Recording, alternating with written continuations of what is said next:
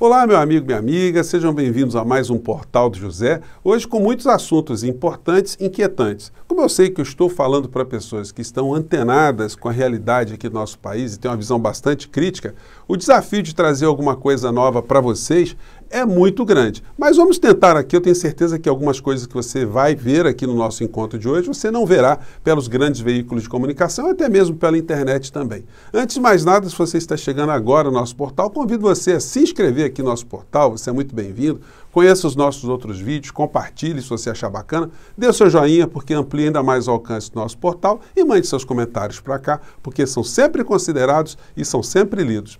Gente, eu ontem participei do programa Critica Brasil à noite e sempre quando a gente discute política, vem algum questionamento para se analisar a figura do presidente da República e o comportamento do presidente da República. Essa é uma situação que já está caindo numa vala comum, porque todo dia é uma aberração nova, todo dia é um comportamento anticivilizatório, todo dia é um comportamento anti-humano, todo dia é um comportamento antirrepublicano, antiético, imoral, enfim. É uma figura que está absolutamente livre para fazer qualquer coisa que ele queira, dizer qualquer coisa que ele queira, porque de fato ele não representa a si próprio. Ele está ali ocupando a cadeira do presidente da República para justamente a área econômica fazer todo tipo de bandalheira contra o povo brasileiro. E o sistema econômico, o sistema midiático, o sistema financeiro, as grandes empresas, os grandes fundos de investimentos estão ganhando com essa figura à frente do nosso país, sentada nessa cadeira presidencial. Então, a gente perde muito tempo querendo estabelecer algum padrão nessa figura que seja compatível com o comportamento de um chefe de Estado, de um representante da nossa nação. Quem espera alguma coisa de positiva de um ser irracional vai ficar o tempo todo se frustrando. Muitas vezes, a imagem que me vem à cabeça é a imagem que está representada aqui numa escultura de Michelangelo, né? Ele recebeu uma encomenda para fazer uma estátua de Moisés, encomenda feita pelo Papa Júlio II, e o Michelangelo, depois de esculpir essa estátua aqui, que tem 3,70 metros lá em Roma, ele olhou para a estátua e começou a exclamar, né? Por que você não fala? Fala, estátua! Alguma coisa assim. Evidentemente, quem passasse perto ali ia pensar que o cara era doido, porque a estátua, até hoje, ela não falou absolutamente nada. Então, quando a gente olha para o presidente da República e fica querendo que tenha inteligência, presidente da República, tenha bom senso, seja um governante, haja como ser humano, tenha coração, tenha um comportamento racional, é a gente ficar malhando em ferro frio, porque não vai acontecer absolutamente nada em relação a essa criatura. Então, diante desse contexto, nós perdemos muito tempo e a gente acaba não percebendo isso que eu estou falando para vocês, que Bolsonaro é apenas o representante de forças que estão ocultas atrás dele e que estão lucrando muito com a permanência do presidente aonde ele está. Só que o sistema já percebe também a grande corrosão da figura presidencial e está, por consequência, né, criando o seu personagem número 2 para substituir o Bolsonaro, caso ele não consiga sucesso no seu propósito de reeleição.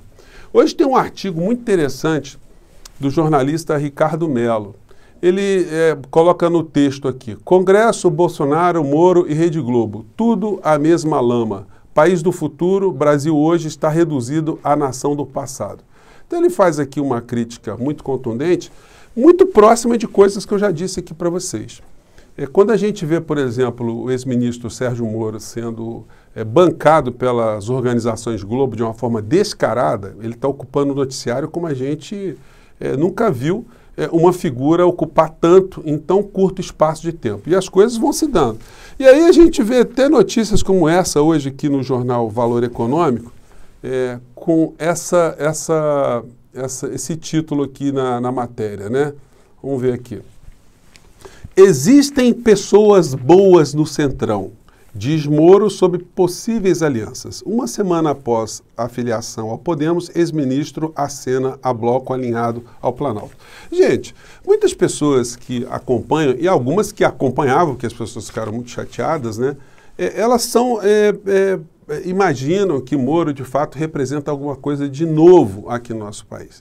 Quando, de fato, quando você vê a coluna do Merval Pereira de ontem, colocando azeitonas na empada de Sérgio Moro, você percebe que a área econômica que Moro já está se aproximando com o Afonso Celso Pastore é um Paulo Guedes literalmente fake, né? É um Paulo Guedes piorado, querendo fatiar a Petrobras, privatizar o nosso país, enfim.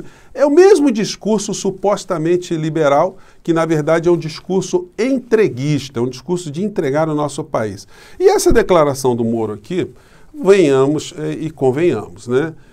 Um homem ali que viu como a grana dessas grandes empreiteiras iria, né, ou ia para políticos do Centrão, agora dizer que o Centrão tem pessoas muito boas, ele já está costeando o alambrado, como aqueles bois, né, que vão e juntam o alambrado para passar para o outro lado. É isso que ele está fazendo, só que ele já passou por outro lado há muito tempo. E as pessoas ficam chateadas com as críticas que eu faço a Moro. Não é nada pessoal, gente. O Moro, quando começou na Operação Lava Jato, ele teve quase a integralidade da comunidade jurídica apoiando o que ele estava fazendo ali. Naquele momento eu já tinha uma postura crítica, porque eu percebia que o Moro estava reproduzindo na Operação Lava Jato todas as iniquidades do Poder Judiciário, que já eram praticadas contra pretos, pobres e prostitutas.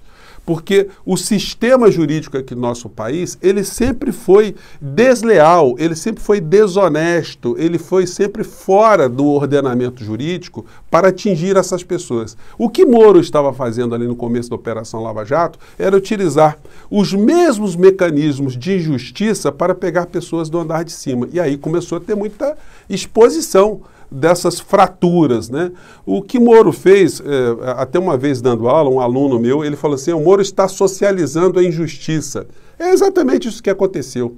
E, obviamente, para os pretos, pobres e prostitutas que não têm advogados, eles permaneceram nos cárceres, mesmo com todas essas exposições da fratura do nosso sistema. Agora, quem tinha bons advogados e estava no andar de cima, era questão de tempo, iria todo mundo escapar do meio dessa história. Então, Moro, profissionalmente, ele já estava sendo muito ruim naquela época. E do ponto de vista da justiça, já era péssimo desde o começo. Mas ele não está sozinho, não, porque a figura do Moro, ele não representa apenas um ato isolado dentro do Poder Judiciário. Por isso que eu sempre disse para meus alunos, nunca nutram algum tipo de ilusão em relação ao Poder Judiciário, porque o Poder Judiciário é formado por homens que praticam a lei que é posta, que é constituída pelo Congresso Nacional, que, em outras palavras, gente, sempre foi montada por pessoas como o Centrão, como diz aqui na crônica que eu acabei de mostrar para vocês. O bastão está passando de mão em mão,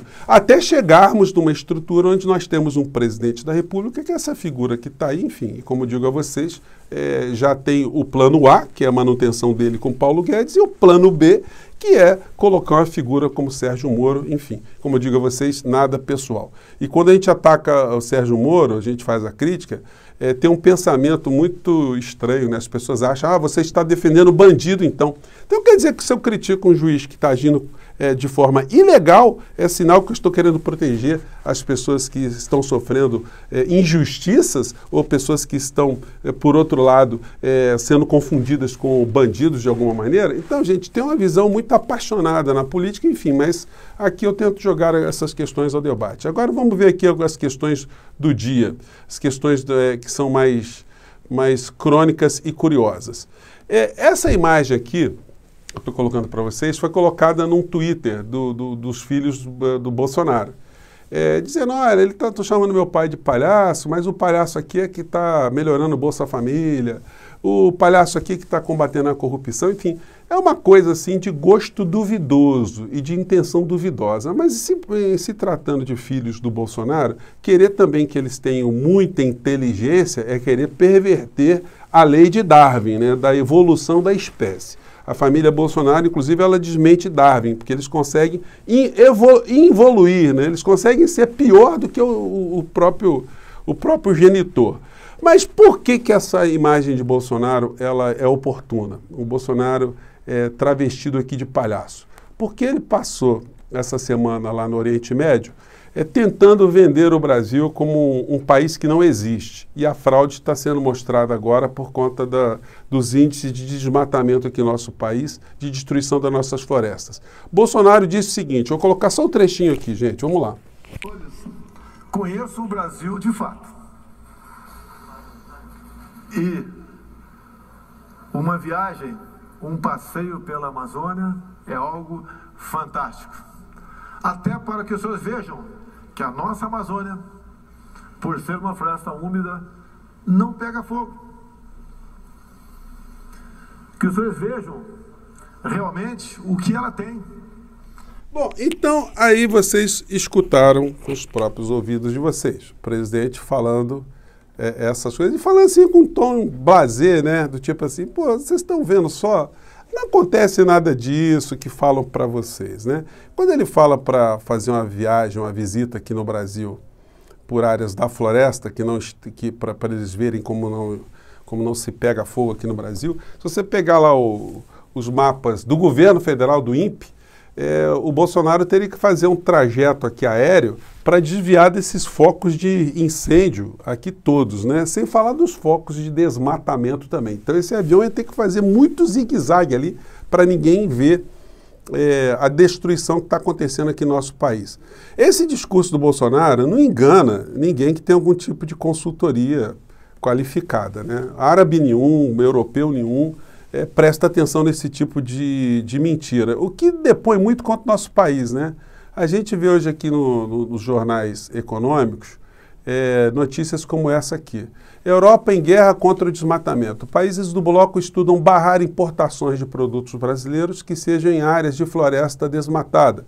Com isso, a perda econômica ao agronegócio será incalculável. Então, mesmo as elites que estão apoiando o Bolsonaro vão começar a ver o bolso a ser mordido. Os jornais internacionais estão repercutindo. Esse aqui é o The Guardian, dizendo que a floresta no Brasil está sofrendo o nível mais alto de desmatamento desde 2006. E a gente pega vários jornais espalhados pelo mundo inteiro. Tem aqui o Al Jazeera também falando a mesma coisa aqui, ó, repercutiu no mundo inteiro, gente. Não teve como, não tem como esconder esses fatos aqui. A gente pode pegar jornais de outro, pega aqui o El País também, falando a mesma coisa, mostrando fotografia, mostrando aqui outro ângulo aqui da devastação da floresta. Vamos pegar mais aqui a Telesur. Gente, todos os organismos de imprensa do mundo, os mais importantes de várias áreas do planeta, estão mostrando isso que está acontecendo. Le Monde lá na França, enfim, mostrando aqui também outra fotografia, outra matéria, mostrando aquilo que nós já sabemos, que nós temos um presidente que é um falastrão, ele se comporta como um palhaço, um bobo da corte. É alguém que vai a público para instituições qualificadas, em ambientes com inteligência, com inteligência no sentido de entender, de pesquisar o que está acontecendo aqui no nosso país. Esses povos, esses governantes, essas empresas, os grandes grupos, eles não fazem investimento sem nenhum tipo de consultoria. O Bolsonaro e a sua trupe, eles pensam que eles estão enganando a quem? Então, gente, como eu gosto de dizer, né? É muito complicado a gente ficar o tempo todo só malhando em cima da criatura e esquecendo que atrás da estátua tem alguém que fez a escultura, alguém que foi o responsável. Assim como Michelangelo foi o responsável pela estátua de Moisés, que não falava, existem forças, arquitetos, artífices, artistas, no pior sentido, que cunharam essa expressão que virou o presidente do nosso país e que engana tantas pessoas, que ficam olhando para ele e ficam esperando que ele diga alguma coisa, que ele, como a estátua de Moisés, ele produza algo que ele jamais irá produzir. Então, gente, eu vou ficando por aqui. O nosso papo de hoje é só para mostrar o que está acontecendo aqui no nosso país, as forças que estão se organizando para conseguir colocar o plano B, uma figura que se apresentaria para mudar, mas não tem condição de mudar absolutamente nada, e a nós compete aqui jogar luzes sobre essas questões, sobre esses personagens e colocar aquilo que está acontecendo para o maior número de pessoas. Quem sabe a gente consegue influenciar de alguma maneira que essas farsas, que essas fraudes e essas estátuas fakes, elas sejam apresentadas para o povo brasileiro, para que o povo brasileiro entenda, na sua ampla maioria, que a gente tem que discutir coisas muito mais sérias do que essas maluquices todas que a gente está vendo no cotidiano. Gente, eu fico por aqui mais uma vez. Um grande abraço e até o nosso próximo encontro. Até lá!